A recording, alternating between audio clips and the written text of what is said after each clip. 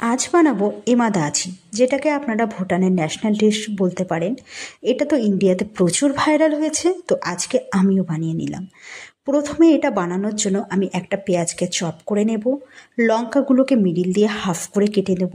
আমি এখানে বেশ খানিকটা লঙ্কা নিয়েছি ও কিছুটা ক্যাপসিকামকে আমি লম্বা লম্বা স্লাইস করে কেটে নেব। এরপর একটা প্যানে কিছুটা বাটার গরম করে তার ভিতরে সে কোচানো লঙ্কা, পেঁয়াজ ও ক্যাপসিকামের টুকরোগুলো দিয়ে ভালো করে সটে করে নেব ও স্বাদ অনুসারে লবণ দিয়ে দেব। এরপর তাতে বেশ কিছুটা জল দিয়ে একটু ফুটিয়ে নিয়ে তার ভিতরে আমি চিজের স্লাইসগুলো দিয়ে দেব, দিয়ে সেটাকে ভালোভাবে নাড়তে থাকবো। এরপর কিছুটা গোলমরিচের গুঁড়ো দিয়ে দেব ও ক্রিমি টেক্সচারের জন্য আমি কিছুটা দুধও অ্যাড করব।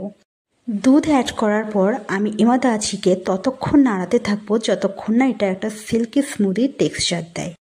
ফোটাতে ফোটাতে এমাদাচি যখন গাঢ় ও আঠালো হয়ে আসবে তখন এটাকে নামিয়ে নিয়ে গরম গরম ভাতের সাথে পরিবেশন করব। এটা ভাই খেতে দারুণ হয়েছিল। এটা খুবই টাইম সেভিং আর ইয়ামি খেতে। You guys should try it. আজকের মতো টাটা, বাই।